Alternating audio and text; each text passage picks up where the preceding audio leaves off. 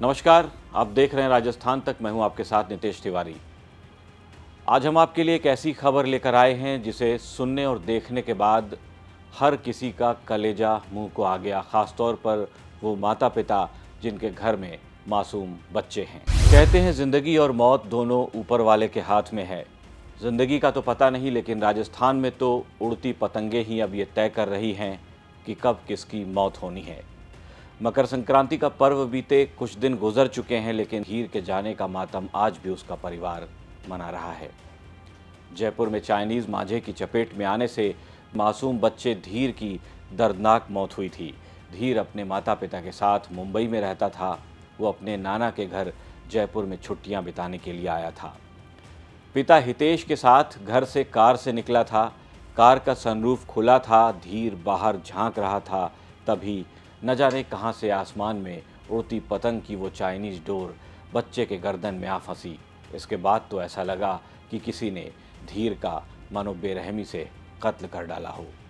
Chinese मांझे से बच्चे की गर्दन पर गहरे जख्म हो गए, यहाँ तक कि उसकी सांस की नली भी कट गई थी।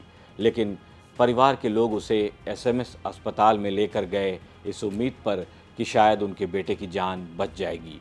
लेकिन अस्पताल के डॉक्टरों ने उसे देखते ही मृत घोषित कर दिया। इसके बाद धीर के घर वाले अपने बेटे का शव लेकर वहां से चले गए। शव का पोस्टमार्टम भी नहीं करवाया गया।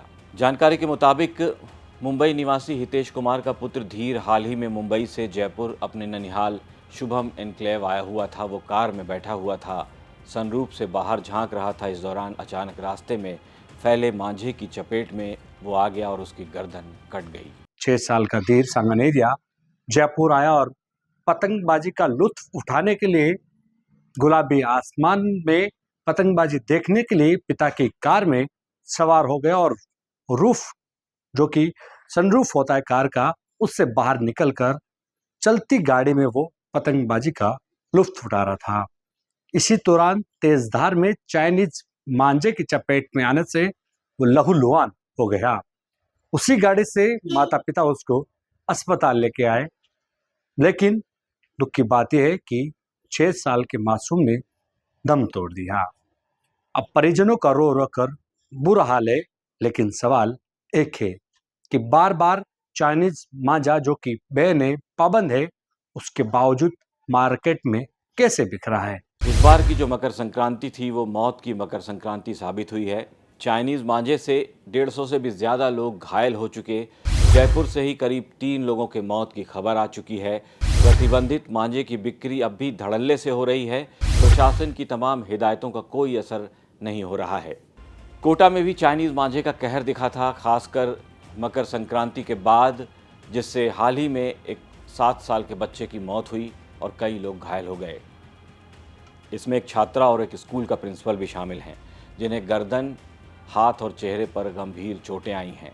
ये मांझा बेहद जानलेवा साबित हो रहा है और प्रशासन के प्रयासों के बावजूद इस पर रोक नहीं लग पा रही, जिससे लोगों की जान पर अब खतरा मंडरा रहा है।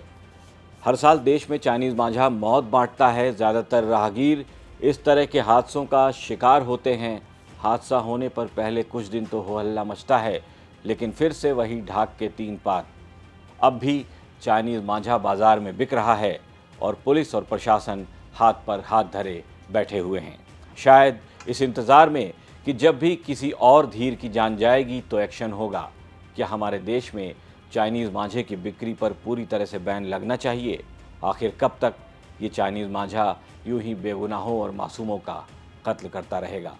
इस खबर पर अपनी राय ज़रूर दीजिएगा। नमस्कार।